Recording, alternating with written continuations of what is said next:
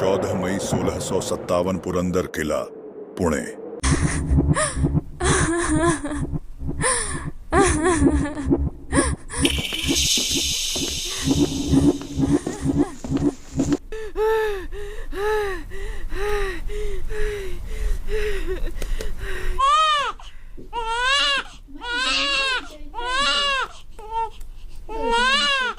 महारानी साहिबाई और बच्चा दोनों कैसे हैं? राजे, दोनों सुरक्षित हैं। वो तो होगा ही। ये मराठा का सिंह जो है, ये इस साम्राज्य का गौरव बनेगा। इसका नाम संभाजी होगा।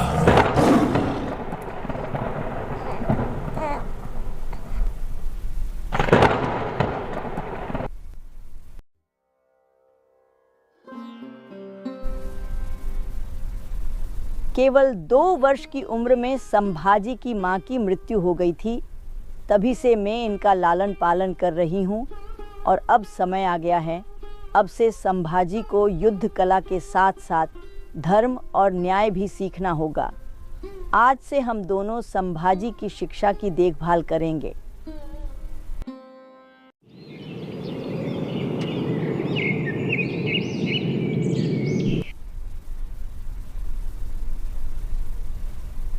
धर्मम च राष्ट्रम च समानम ध्येयम, अर्थात धर्म और राष्ट्र की सेवा समान उद्देश्य होने चाहिए। राजकुमार, तुम्हारी लगन देखकर ऐसा लगता है कि तुम अपने पिता शिवाजी महाराज से भी बड़ा इतिहास रचोगे। संभाजी बचपन से ही विलक्षण बुद्धि के धनी थे। हर काम वो पूरी निष्ठा और मेहनत से करते थे। बहुत कम समय में ही उन्हें संस्कृत, मराठी और फारसी भाषा का पूरा ज्ञान हो गया था।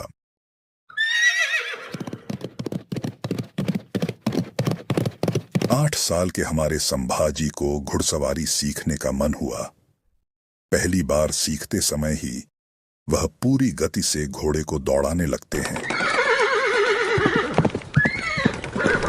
और तभी अचानक गिर जाते हैं।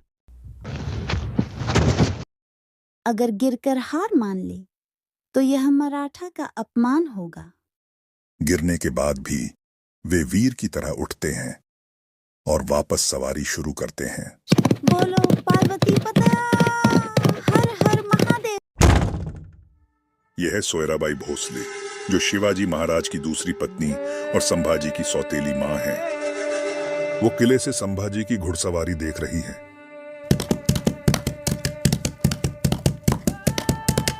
काश मुझे भी एक बच्चा होता, जिसे मैं शिवाजी महाराज के बाद मराठा साम्राज्य का उत्तराधिकारी बनाती।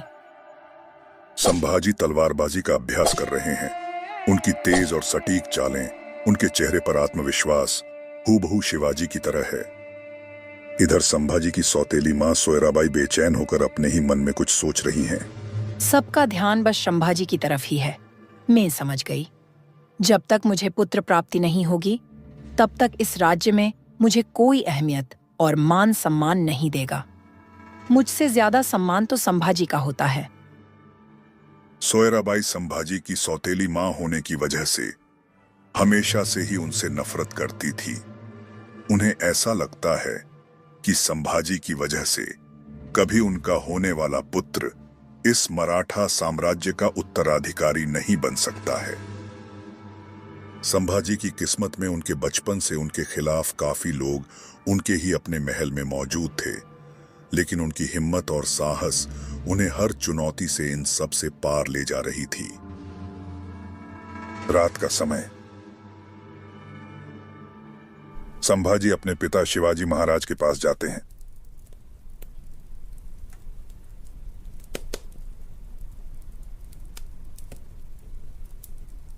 बेटा, एक बात हमेशा ध्यान रखना, कभी कभी अपने ही लोग इस खंजर की तरह होते हैं। रहेंगे तो तुम्हारे साथ, पर कब उनसे हमें जख्म मिल जाएगा पता नहीं चलने देंगे। पिताजी, जब तक आपकी तलवार और आपके विचार मेरे साथ हैं, कोई मेरा कुछ नहीं बिगाड़ सकता।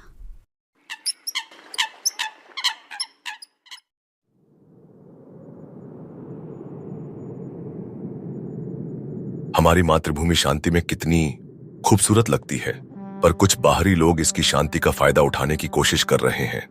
लेकिन हम इस भूमि के रखवाले उन घुसपैठियों को बताएंगे ये भूमि खाली नहीं शेरों से भरी है। जय भवानी, जय भवानी, जय भवानी, जय भवानी, जय भवानी। जय भवानी। अब 1607 के दशक में मराठा साम्राज्य तेजी से बढ़ रहा था। शिवाजी ने कई मुगल किलों पर कब्जा कर लिया था और दक्षिण भारत में मुगलों के प्रभाव को कमजोर करते जा रहे थे। 1664 में शिवाजी ने मुगलों के सबसे अमीर व्यापारिक शहर सूरत पर आक्रमण किया और भारी धनराशि लूट ली। इसके बाद उन्होंने कई किलों पर कब्जा कर लिया और मुगल प्रशासन को कमजोर कर दिया।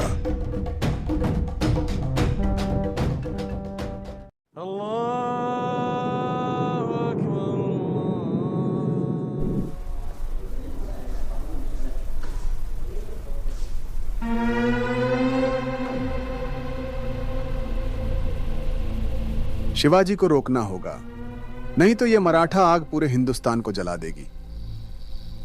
अब तक मुगल शहंशाह औरंगजेब को एहसास हो गया था कि अगर शिवाजी को रोका नहीं गया तो मराठा साम्राज्य की ताकत और बढ़ जाएगी और मुगलों का भारत से नामो निशान जल्द ही मिट जाएगा। औरंग ने कुछ युद्ध लड़े। मुगलों और मराठों के बीच लंबे समय तक संघर्ष चला। मराठा मुगलों से काबू नहीं हो रहे थे। ये देखते हुए मुगल शहंशाह औरंगजेब एक चाल खेलता है। सन 1665 में शिवाजी के साथ पुरंदर की संधि कर लेता है। इस संधि के अनुसार शिवाजी को 23 किले मुगलों को देने पड़े और बदले में उन्हें राजा का दर्जा दिया गया। औरंगजेब ने संधि को मजबूरी में स्वीकार किया, लेकिन वह अंदर ही अंदर मराठा साम्राज्य को खत्म करना चाहता था। इसीलिए अब औरंगजेब इस खेल को खत्म करने चाहता है। शिवाजी को मारने के लिए तलवार की जरूरत नहीं। अगर हम उन्हें चालाकी से मुगलों की सेवा में झुका दिया जाए तो मराठा ताकत धीरे धीरे खुद ही खत्म हो जाएगी। अब एक जाल बिछाया जाए। शिवाजी को मुगल शहंशाह का एक सुलह का निमंत्रण भेजा जाए। बेशक, जहां तलवार नहीं वहां राजनीति काम करती है। सन 1666 में औरंगजेब शिवाजी को आगरा बुलाने का निमंत्रण भेजता है। इस निमंत्रण में लिखा था कि उन्हें मुगलों की सेवा में एक बड़ा ओहदा दिया जाएगा और शिवाजी को दक्षिण भारत का सूबेदार बना दिया जाएगा। जिसके बाद अगले दिन शिवाजी अपने 9 साल के बेटे संभाजी के साथ घोड़े से आगरा की ओर चल देते हैं।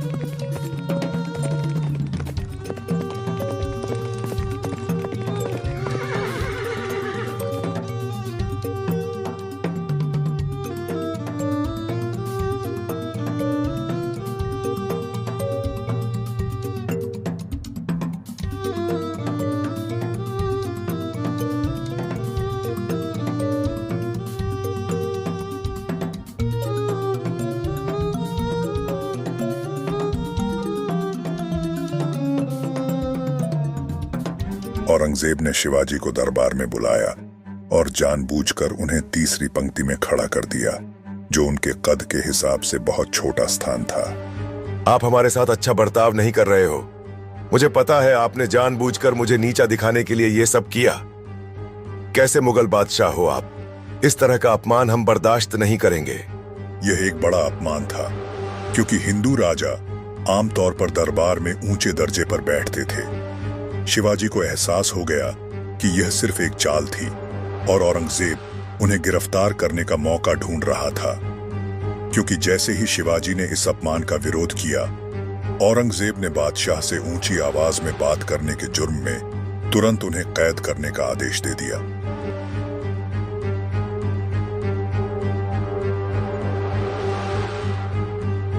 शिवाजी और उनके पुत्र संभाजी को आगरा के किले में बंद कर दिया गया, जहां उनकी हर हरकत पर नजर रखी जाती थी।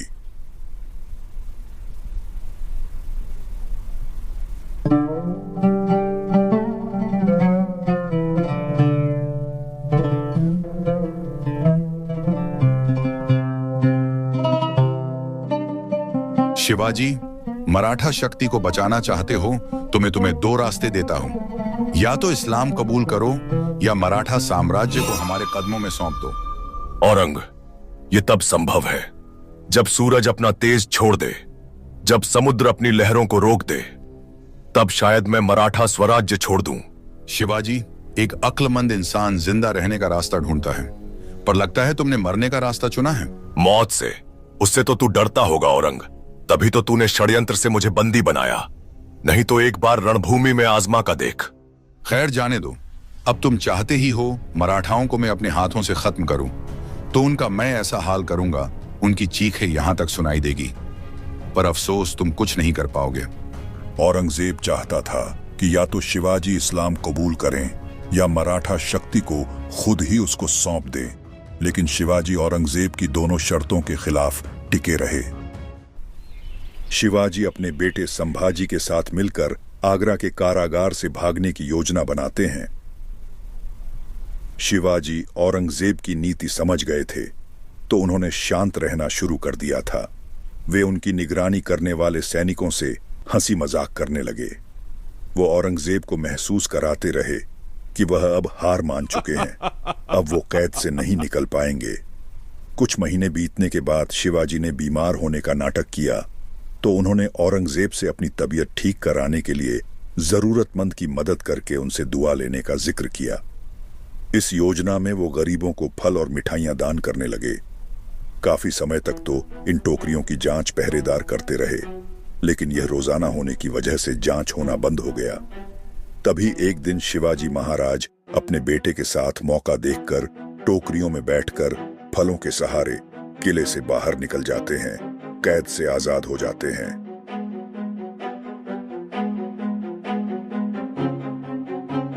इस तरह दोनों आगरा से निकलने में कामयाब रहे। अब किले से निकलते ही शिवाजी खुद का और अपने बेटे संभाजी के वेश बदल देते हैं ताकि कोई उन्हें पहचान न सके। वे दोनों उत्तर भारत की गलियों से होते हुए राजस्थान के रास्ते महाराष्ट्र पहुंचे। यह सफर 1200 किलोमीटर लंबा था और हर पल मौत का खतरा मंडरा रहा था।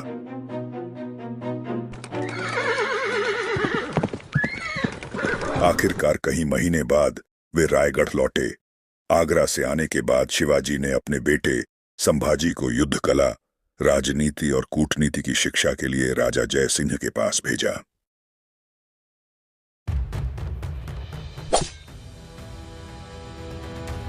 तेरह साल की उम्र तक संभाजी युद्ध कला के हर क्षेत्र में परिपक्व हो चुके थे। घुड़सवारी, तलवारबाजी, युद्ध में दुश्मन को हराने की कला संभाजी के लिए अब आम बात थी। यह उनकी दादी जीजाबाई की बचपन की शिक्षा और साहस ही था, जिसने इतनी सी उम्र में ही संभाजी को मराठा साम्राज्य का एक वीर योद्धा बनाया। संभाजी ने युद्ध और राजनीति में महारत हासिल करना जारी रखा।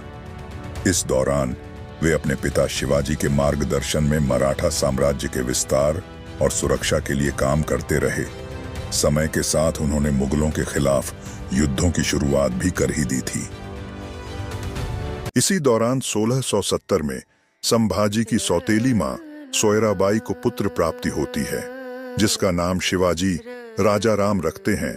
राजा राम नाम रखने के पीछे शिवाजी महाराज और उनके परिवार की धार्मिक आस्था और प्रतीकात्मक सोच थी।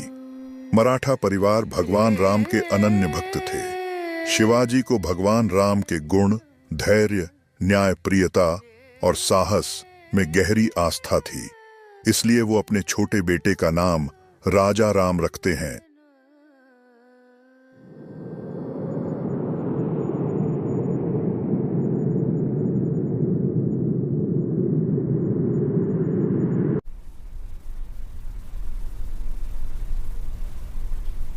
संभाजी, अब तुम्हारी परीक्षा का समय आ गया है। अब तुम्हें अकेले दुश्मनों का सामना करना है। 1672 में शिवाजी ने अपने बेटे संभाजी को मुगलों के खिलाफ पहली बड़ी लड़ाई के लिए भेजा।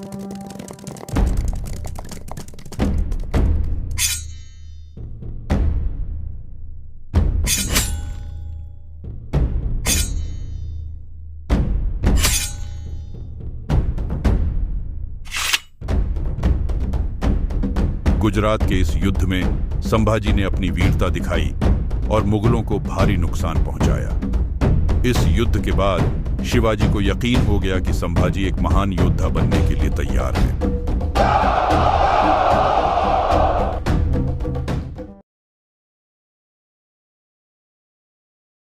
अब समय आ गया है कि हम अपने साम्राज्य को और मजबूत करें। संभाजी अब लगभग 17 वर्ष के हो चुके हैं। इस साम्राज्य को आगे बढ़ाने के लिए हमने संभाजी का विवाह करने का फैसला लिया है। उनका विवाह पिलाजीराव शिर्के की बेटी येसुबाई से तय हुआ है। यह गठबंधन हमें शक्ति देगा और आने वाले संकटों से सुरक्षित रखेगा।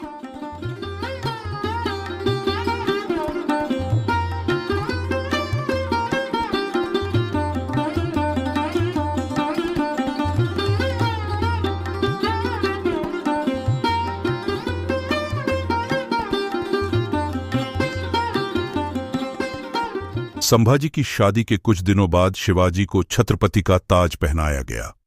उन्होंने दक्षिण भारत में कई किले फतेह किए और मराठा साम्राज्य को और शक्तिशाली बना दिया। शिवाजी के छत्रपति बनने के 12 दिन बाद ही कुछ ऐसा हुआ जिससे पूरे मराठा साम्राज्य को गहरा धक्का लगा।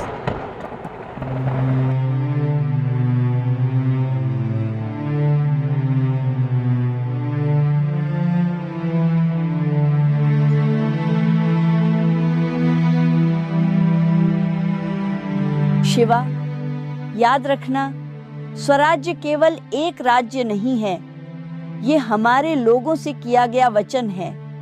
इसकी रक्षा करना हर कीमत पर। आई, आपने हमेशा मुझे रास्ता दिखाया है। आपके जाने के बाद मुझे राह कौन दिखाएगा? दुश्मनों से कैसे लड़ पाऊंगा? तू अकेला नहीं है शिवा, अब संभा भी तेरा साथ देगा। समझना, मैं ही तुम्हारे साथ हूँ। संभा, तुझे मैंने बचपन से वीर बनते देखा है।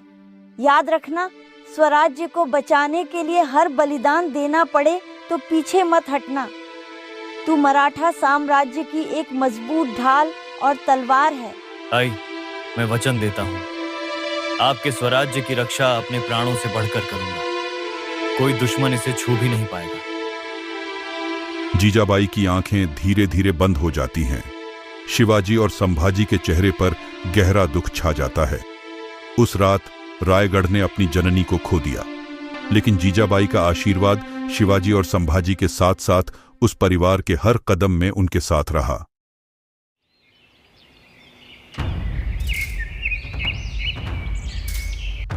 एक राजकुमार के रूप में संभाजी महाराज ने एक से अधिक अवसरों पर अपनी बहादुरी और सैन्य प्रतिभा साबित की। 1675 से 1676 के दौरान उन्होंने सफल अभियान का नेतृत्व किया। इस अभियान में उन्होंने बहुत कम सेना के साथ पोंडा किले पर अपनी रणनीतिक बुद्धि से चढ़ाई कर मुगलों को मौत के घाट उतार दिया।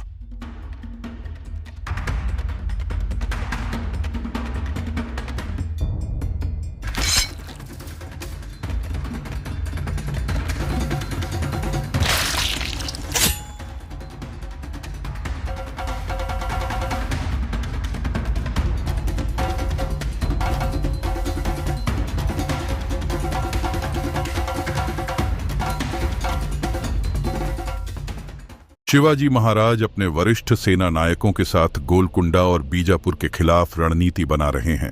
तभी अचानक संभाजी वहां आते हैं और कहते हैं, महाराज, मैंने पोंडा में अपनी योग्यता साबित कर दी है। इस अभियान में मैं भी आपके साथ जाना चाहता हूं। नहीं संभा, इस बार तुम रायगढ़ में ही रहोगे। मेरे अनुपस्थिति में आप यहां सबको संभालेंगे।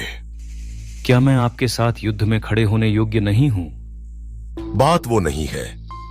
एक साम्राज्य को योद्धाओं की जितनी आवश्यकता होती है, उतनी ही एक शासक को धैर्य करने की भी होती है। तुम्हें धैर्य सीखना होगा संभाजी। शंभा उनके आदेश के सामने सिर झुकाते हैं और बिना कुछ कहे वो दरबार से बाहर निकल जाते हैं।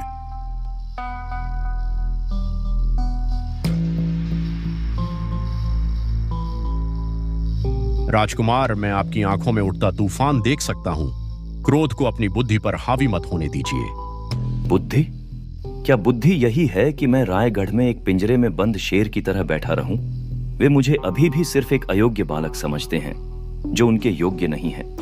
नहीं, ऐसा नहीं है। बस तुम्हारे पिता सिर्फ तुम्हारी रक्षा करना चाहते हैं, राजकुमार। बस, अब समझ गया मैं। अगर रायगढ़ को मेरी जरूरत नहीं, तो मुझे भी रायगढ़ की कोई जरूरत नहीं। जा रहा हूं वहां जो मेरी शक्ति का मूल्य समझेंगे।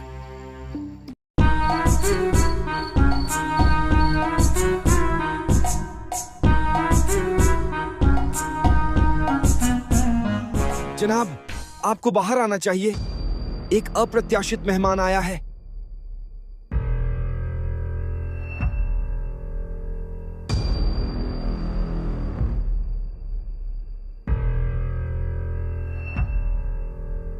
युवराज संभाजी, मुझे यकीन नहीं हो रहा। या तो मैं सपना देख रहा हूं या फिर कहीं रायगढ़ तुम्हारी महत्वाकांक्षाओं के लिए छोटा पड़ गया है।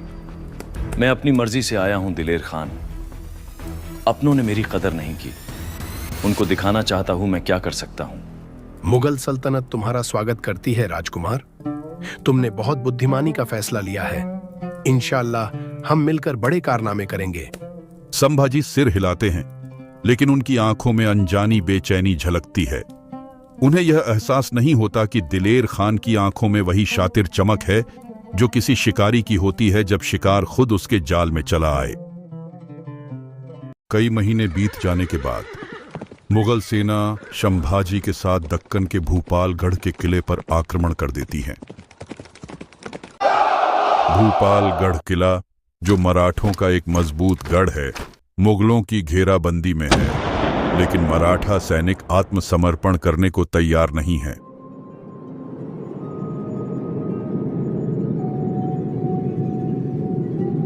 तभी दिलेर खान बोलता है, 16 दिन हो गए और ये अभी भी झुके नहीं। लगता है अब अपने प्यादे की चाल चलनी होगी। दिलेर खान संभाजी को आदेश देता है कि उनसे जाकर कहो किले का दरवाजा खोल दे। संभाजी भी सोचते हैं कि ऐसा करने से बेवजह का रक्तपात रुक जाएगा। संभाजी किले के दरवाजे पर खड़े होकर फिरंगोजी को द्वार खोलने को कहते हैं। फिरंगोजी और उनके सैनिक स्तब्ध रह जाते हैं कि युवराज दुश्मनों का साथ क्यों दे रहे हैं। फिरंगोजी भारी मन से दरवाजा खोलने का आदेश दे देते हैं। जैसे ही द्वार खुलता है, मुगल सैनिक अंदर घुस जाते हैं और अंदर रक्तपात मच जाता है। मुगलों के हाथों मराठा योद्धा एक एक कर गिरते जाते हैं।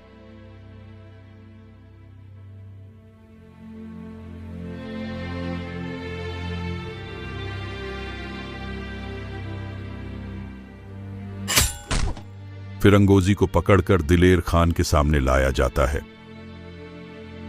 दिलेर खान अपने सैनिकों को आदेश देता है कि फिरंगोजी का हाथ काट दिया जाए, लेकिन संभाजी भय और क्रोध से कांप उठते हैं। वह दिलेर खान को ऐसा करने से रोक लेते हैं। बचे हुए मराठाओं को किले से बाहर निकाल दिया जाता है। जैसे ही इधर रायगढ़ में शिवाजी को यह बात पता चलती है कि संभाजी मुगल सल्तनत में शामिल हो गए हैं और अब मराठा किलों पर आक्रमण कर रहे हैं, तो उनकी आंखें गुस्से से लाल हो जाती हैं और तब वह सभी किलों को आदेश देते हैं, सुन लो सब, आज से यदि कोई भी मराठा किला संभाजी को दुश्मनों के साथ देखे तो उसे भी दुश्मन समझकर तोपें दाग दो। कोई राजकुमार स्वराज्य से बड़ा नहीं है। उधर मुगल शिविर में संभाजी अपने तंबू में अकेले बैठे हैं। उनका दिमाग सुन्न हो गया है, उनके हाथ कांप रहे हैं। उनके कानों में भूपालगढ़ में मरे हुए मराठा सैनिकों की चीखें गूंज रही हैं। उन्हें अब एहसास हो गया है, न वह मुगलों के हैं और अब न मराठों के। उन्होंने अपने जीवन की सबसे बड़ी गलती कर दी है। कुछ दिनों के बाद दिलेर खान के अत्याचार अब बढ़ते ही जा रहे थे। वो पास के आम लोगों के साथ लूटपाट और हिंदू औरतों के साथ गलत व्यवहार करने लगता है। और जब संभाजी ने उससे इस बात का विरोध किया तो वो भड़क उठा और बोला, तुम कौन होते हो मुझे रोकने वाले? मुझे जो अच्छा लगेगा वो मैं करूंगा। ये बात सुनकर संभाजी अब समझ गए थे कि दिलेर खान ने उन्हें सिर्फ एक मोहरा समझा। संभाजी अब ना तो अपने पिता शिवाजी के पास जा सकते थे और ना ही मुगलों के साथ रह सकते थे। वो बड़ी ही दुविधा में पड़ गए थे कि अब करे तो क्या करें। इधर दिलेर औरंग को खबर पहुंचा देता है, शंभा अब मुट्ठी से बाहर निकल रहा है। औरंगजेब तुरंत उसको बंदी बनाने का फरमान भेज देता है।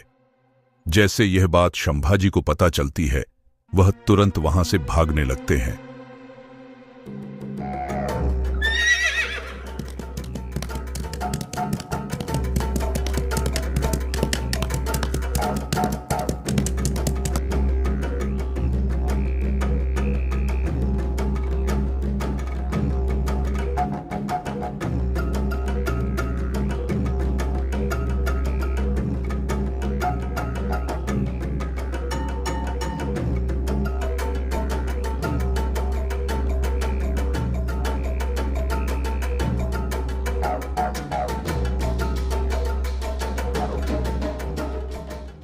संभाजी नदी पार करने के बाद घने जंगलों में पैदल सफर शुरू करते हैं।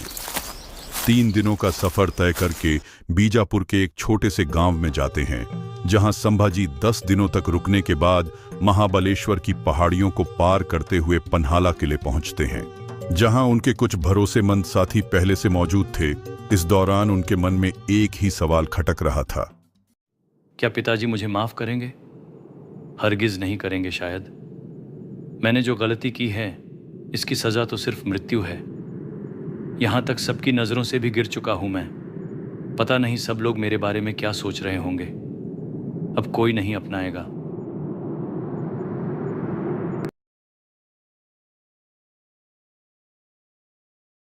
मैं तो आज तक असमंजस में हूं। मुझे यकीन ही नहीं होता महाराज कि संभाजी ने मुगलों का साथ दिया। आपने हमेशा उसे मराठा साम्राज्य का भविष्य समझा था, पर देखिए उसने आपके और मराठाओं का विश्वास को कैसे तोड़ा। मुझे भी यही चिंता है महारानी। अगर संभाजी लौटता भी है तो क्या मराठा साम्राज्य फिर से उसे अपना राजा मान सकेगा? महाराज, भविष्य के लिए हमारी उम्मीदें राजा राम से जुड़ी होनी चाहिए। वह अभी छोटा है, लेकिन सही मार्गदर्शन में है। वह मराठा साम्राज्य की बागडोर संभाल सकता है। संभाजी ने तो अपने कर्मों से अपना रास्ता खुद ही अलग कर लिया है। सोयराबाई इस मौके का पूरा फायदा उठाकर शिवाजी के मन में संभाजी को लेकर जहर घोल देती हैं। सोयराबाई के शब्द शिवाजी महाराज के मन में धीरे धीरे झर की तरह असर करने लगते हैं। उनका विश्वास डगमगाने लगता है। पन्हाला किला। संभाजी अकेले बैठकर रायगढ़ की ओर देखते हैं। उनकी आंखों में पश्चाताप और चिंता साफ झलकती है। मैं कब तक ऐसे ही भटकता रहूंगा? शायद अब वापस मुझे रायगढ़ जाना ही चाहिए। क्या पिताजी मेरा इंतजार कर रहे होंगे, या मैंने सच में सब कुछ खो दिया? अब जो भी होगा देखा जाएगा। जाकर मैं माफी मांग लूंगा। इधर रायगढ़ में सोयराबाई शिवाजी को भड़का चुकी थी और उधर संभाजी वापस रायगढ़ लौटने के लिए तैयार हो रहे थे। क्या कभी शिवाजी महाराज संभाजी को माफ करेंगे, या रानी सोयराबाई ने जो कहा वही करेंगे? देखेंगे अगली कड़ी में।